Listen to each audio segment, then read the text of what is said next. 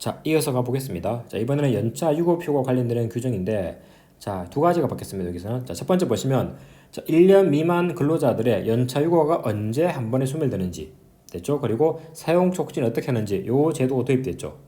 됐죠? 일단 종전 규정 보면은, 자, 원칙적으로 연차 휴가는 발생했을 때부터 1년이 지나면은 원칙은 소멸합니다. 그리고 수당으로 바뀌는 거죠. 그래서 두 가지 경우가 있겠죠. 그래서 원칙적으로 연차 휴가, 만약에 80% 출근했다. 그러면 요때 15일의 휴가가 발생하고, 그리고 요때부터 1년간 행사 안 하면은 그러고 나서 요 뒷부분부터 사라지는 겁니다. 원칙은 수당으로 바뀌는 거죠.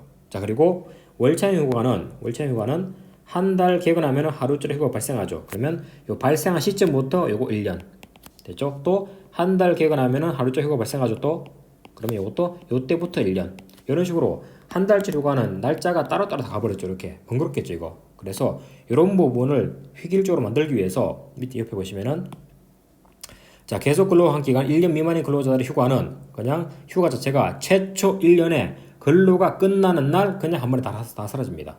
즉 예를 들어서 1월 1일 입사했다. 그러면 한 달짜리 휴가가 쭉 다 발생하겠죠. 이 모든 휴가는 12월 31일이 되면 모든 휴가가 다 사라지는 겁니다. 됐죠? 그런 식으로 하나가 바뀌었다는 거 하나 체크하시고, 자, 다음에 옆에 보시면, 자, 이번에는 연차 유급휴가의 사용 촉진이죠. 됐죠? 이거는 헷갈릴 수 있으니까 그림을 잠깐 봅시다. 자, 여기 보시면은, 자, 일반적인 연차 유급휴가는 여기 보시면은, 자, 1년간 개근하면은, 요리겠죠? 1년간 개근하면은 요때 15일의 연차 휴가가 발생하죠. 근데 사용 안 하면은 사용 촉진 어떻게 했느냐? 자, 종전에는, 자, 여기 보시면은 색깔 헷갈리면 되니까 보시면은, 일단 종료되기 6개월 전이죠. 자, 6개월 전을 기준으로 일단 11일 기간을 정해서 서면을 촉구합니다. 됐죠? 그러면 11일 기간 내 근로자가 사용 기간을 명시해서 통보하면 되겠죠. 됐죠? 만약에 없더라 그러면 그 연차 유급휴가가 사라지기 이번 2달 전입니다. 2달 전을 기준으로 해가지고 이때는 물어보는 게 아니고 바로 남아있는 날짜 중에서 사용자가 지정하면 끝나버리는 거죠. 됐죠? 그래서 숫자 기억하시면 됩니다. 요거처럼 6개월 전을 기준으로 해가지고 10일, 10일. 말이 없더라? 2개월 전에 그냥 직접 통보한다. 요게 종전 연차 유급휴가죠. 그러면 1년 미만짜리 근로자 어떻게 하느냐? 이 사람들은 요거랑 비교하시면 됩니다. 자, 요거는 연차 유급휴가 만료되기, 요거는 절반입니다. 3개월 전을 기준으로 똑같아. 10일 동안 서면을 촉구하고, 말이 없으면 촉구하고, 그다음에 10일 내 근로자가 통보하면 그날 가는 겁니다. 말이 없으면은, 그러면 요거는 만료되기 또 절반입니다. 한 달 전 기준으로 해가지고 그냥 직접 사용자가 그 날짜를 통보하면 되는 겁니다. 됐죠? 똑같은 건 똑같은데 기간이 반으로 줄었죠. 그래서 6개월 전을 기준으로 가는 게 아니고 3개월 전을 기준으로, 그다음에 2달 전으로 가는 게 아니고 한 달 전으로 가는 겁니다. 반줄이면 돼 그냥. 됐죠? 자, 근데 문제는 하나 더 있죠. 문제는 여기, 자, 만료되기 3개월 전에 통보하게 되면은 요 이전에 발생한 휴가에 대해서는 이런 식으로 촉구가 가능한데, 문제는 촉구하고 나서도 한 달 개근하면 하루짜리 휴가가 이렇게 계속 발생하죠. 세 개가. 됐죠? 그러면은 요 부분 휴가 어떻게 할 거냐? 요것도 똑같이 사용 촉진이 가능합니다. 됐죠? 어떻게 하느냐? 자, 요거는 연차 유급 휴가가 만료되기 요건 한 달 전입니다. 한 달 전. 그러면 12월 1일 되겠죠? 한 달 전을 기준으로 날짜는 절반이 한 달밖에 없으니까 5일의 날짜를 정해가지고 서면으로 통보합니다. 언제 갈 거냐? 물어보는 거죠. 그런데 별 말이 없더라. 그러면은 요거는 만료되기 10일 전을 기준으로 해가지고 그냥 사용자가 직접 통보하면은 그날 가야 되는 겁니다. 됐죠? 그럼 여러분들은 여기 나오는 숫자만 잘 기억하시면 돼. 그죠? 다시 정리하면은, 자, 저 원칙적 연차 유급휴가는 만료되기 6개월 전을 기준으로 10일을 기간을 정해서 서면으로 통보한다. 그러면 10일 내 근로자가 날짜를 지정해서 통보한다. 하면 돼. 안 간더라? 그러면 만료되기 2달 전 기준에서는 사용자가 직접 날짜를 통보해서 보내버린다. 안 가면 사라지는 거죠. 됐죠? 두 번째, 1년 미만 근로자는 만료되기 3개월 전을 기준으로 똑같아 10일의 기간을 정해서 서면으로 통보하고, 그리고 10일 내 통보하면 보내주는 거고, 안 가면은 그러면 만료되기 한 달 전 기준으로 사용자 직접 통보하면 그날 가야 됩니다. 안 가면 사라지는 거죠. 자, 그리고 사용 촉진 이후에 발생한 휴가, 요거에 대해서는 만료되기 한 달 전 기준으로, 이거 절반입니다. 5일의 기간을 정해서 일단 서면으로 촉구하고, 안 가면은 그러면 요거는 만료되기 12일 전 기준으로 해가지고 직접 날짜를 통보해버립니다. 됐죠? 숫자 기억하십시오. 6, 2개월, 다음에 3개월, 3개월, 1개월, 다음에 이건 1월, 다음에 5일이고 이건 10일이라는 거. 자, 이거 조문으로 확인해 봅시다. 자, 보시면은 보시면은 첫 번째 원칙적 연차 유급 휴가는 2양 빼고 1년차입니다. 보시면 밑에 6개월 전을 기준으로 10일의 기간을 정해서 서면으로 통보하죠. 됐죠? 근데 별말이 없어. 그러면은 10일 이내에 뒤에 통보 안 하면은 그러면은 만료되기 2달 전에 사용자가 직접 날짜를 서면으로 통보해 버린다는 거. 됐죠? 거기 가시고 두 번째 1년 미만 근로자들은 똑같습니다. 아래 조치 취했음에도 불구하고 안 가면은 귀책 사유도 없고 사라지는 겁니다. 보시면 첫 번째 최초 1년이 끝나기 3개월 전을 기준으로 똑같아 10일의 기간을 정해서 서면으로 촉구하죠. 됐죠? 그런데 밑에 보시면 근데 10일 내 그 내용을 통보 안 해. 그러면은 두 번째는 최초 1년 근로가 끝나기 1개월 전을 기준으로 직접 날짜를 서면으로 통보하면 끝납니다. 됐죠? 자, 다음에 단서.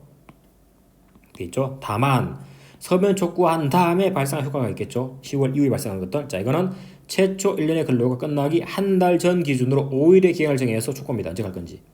됐죠? 별말이 없더라. 밑에 있죠, 단서. 자, 그러면은 최초 1년의 근로가 끝나기 10일 전에 직접 서면으로 통보하면 끝나는 겁니다. 됐죠? 자, 이 날짜 잘 기억하십시오. 중요합니다. 자, 넘어가시고. 자, 그다음에 남녀 고용 평등법인데 이것도 좀 바뀌었죠. 앞에 있는 용어 바꾸는 거 이것들은 뭐 중요한 게 아니니까 그냥 넘어가셔야 될 것 같고, 요거 제일 중요한 거 배우자 출산휴가 요게 바뀌었죠. 자, 종전에는 5일 범위내에서 3일 그리고 3일까지 유급이었죠. 근데 지금은 무조건 10일 그리고 모든 10일 기간이 다 유급입니다. 유급 그냥 기억하시면 됩니다. 배우자 출산휴가는 10일이다. 그리고 모든 기간은 다 유급이다. 10일 유급 요거 출제 가능성 없습니다. 이것도. 자, 넘어가시면은 또 바뀌었죠. 그리고 종전에는 30일이 지나면은 배우자 출산휴가 못 갔죠. 한 달 지나면은. 근데 지금은 90일이 지나야지 못 갑니다. 즉 출산 후 석 달까지 휴가 사용이 가능합니다. 그리고 그 휴가는 1회 한정해서 분할 사용할 수도 있고. 됐죠? 그 정도 기억하시면 되겠습니다. 나머지 밑에 것도 뭐 중요한 거 별로 없고. 자, 넘어가시면 이거 같이 가야 돼요, 여기. 자, 그리고 육아기 근로시간을 단축할 때 그 시간이 종전에는 15, 30이었죠. 근데 지금은 15는 맞지만 35시간까지 단축 시간이 늘었다는 거. 요것도 체크하시면 단축 시간. 자, 넘어가시고. 다음에 사용 형태인데 종전에는 뭐 이렇게 분할을 사용을 복잡하게 해놨는데 지금은 1회 한정해서 분할 사용할 수 있고 최소 기간은 3개월 이상. 이렇게 기억하시면 되겠습니다. 자, 다음 밑에 보시면 그리고 가족 돌봄 휴직 휴가에서는 일단 범위가 늘어났죠. 종전에는 부모 배우자 또는 자녀 배우자의 부모였는데 지금은 조부모라든가 손자녀도 들어갔다는 거 체크하시고. 자, 넘어가시면은 나머지 여기 그리고 가족 돌봄 휴가 기간 이거 똑같습니다. 이거는 그래서 여기 되죠. 휴가 기간은 최장 90일. 이것도 분할 사용 가능한데 다만 분할 사용할 때 1회 기간은 최소 30일 넘어야 된다. 됐죠? 그리고 가족 돌봄 휴직이 아니고 가족 돌봄 휴가. 이것도 연간 최장 10일이 보장됩니다. 근데 이거는 1단위로 사용이 가능하고. 됐죠? 다음 두 날짜는 중복이야. 그래서 돌봄 휴가 기간은 휴직 기간에 포함이 된다. 됐죠? 그 정도 하시면 되겠습니다. 이것도. 자, 다음에 밑에 가족 돌봄 등을 위한 근로시간 단축 제도. 됐죠? 그래서 휴가도 되지만 시간 단축하는 됩니다. 세 가지죠. 됐죠? 그래서 밑에 있는 것처럼 요 사유가 출제 가능할 것 같아요. 이것들. 그럼 어떤 경우에 가족 돌봄을 위해서 근로시간을 단축할 수 있느냐? 밑에 있죠. 근로자의 가족이 질병, 사고, 노령. 됐죠? 다음에 두 번째 밑에 근로자 자신의 질병이나 사고로 인한 부상 등의 사유로 자신의 건강 돌보기 위해서. 뭐 요거까지는 상식 알 수 있겠죠? 암기할 부분 두 가지입니다. 첫 번째 55세 이상의 근로자가 고령자입니다. 우리 법상으로는 은퇴를 준비하기 위한 경우 단축할 수 있습니다. 이것도. 다음에 마지막 근로자가 학업을 위한 경우 요때 단축할 수 있어. 됐죠? 그래서 앞에 거 1번, 2번은 지문으로 나오면은 분명히 1번, 2번은 찾을 수 있습니다. 이것들은. 근데 3번하고 4번은 대비 안 하면은 시험장에서 만나면 이거는 풀 수가 없는 문제입니다. 됐죠? 이런 경우에도 뭐 근로시간 단축이 가능하다. 은퇴 준비 55세, 그다음에 학업을 위한 경우 이것도 있다는 거. 자, 넘어가시고. 그리고 단축 시간은 요거는 주당 15시간에서 30시간. 요 종전하고 똑같습니다. 요거는.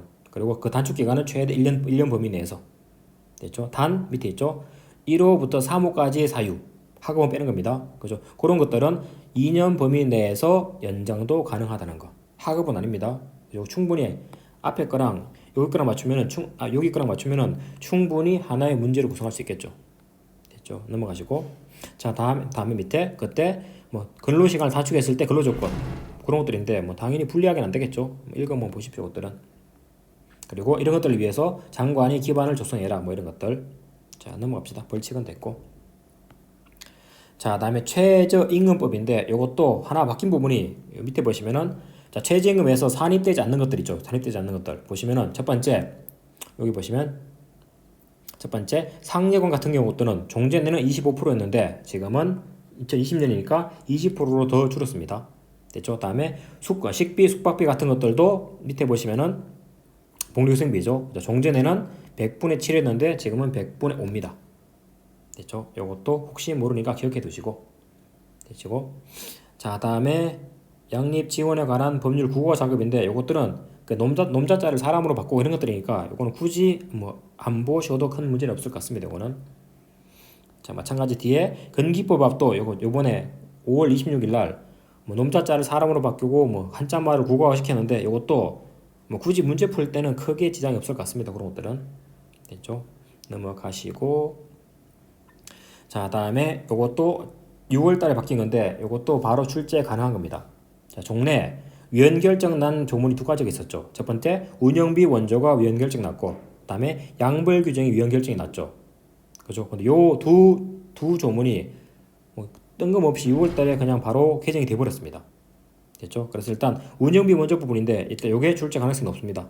자, 보시면 부당 노동행위인데 뭐 1호, 2호, 3호 똑같습니다. 이거는. 자, 근데 4호 부분이 바뀌었죠.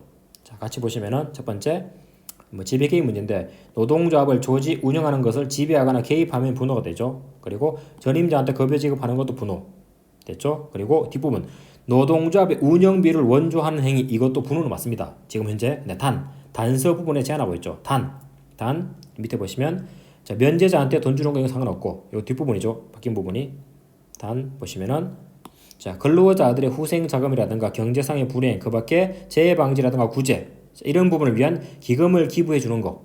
그다음에 최소 규모의 노동조합 사무실을 제공하는 거. 그리고 추가적으로 이에 준하는 노동조합의 자주적인 운영이라든가 활동을 침해할 위험이 없는 범위 내에서는 운영비 원조가 예외적으로 가능합니다. 따지면 이게 형식설은 아니고 이거는 판례가 헌재 취지에 따라서 실질설에 따라서 즉 단순히 돈 주는 게 아니고 여기 나오는 것처럼 자주성 침해 여부에 따라서 운영비 원조 여부를 판단하고 있는 거죠. 됐죠? 특히 밑에 보시면은 여기 2항 부분 연결해서 2항 부분 자 그러면은 구체적으로 여기 노동조합의 자주성 운영을 또는 활동을 침해할 위험은 어떻게 판단할 거냐 그렇죠? 그 요소를 판례가 얘기한 걸 그냥 그대로 입법시켰습니다.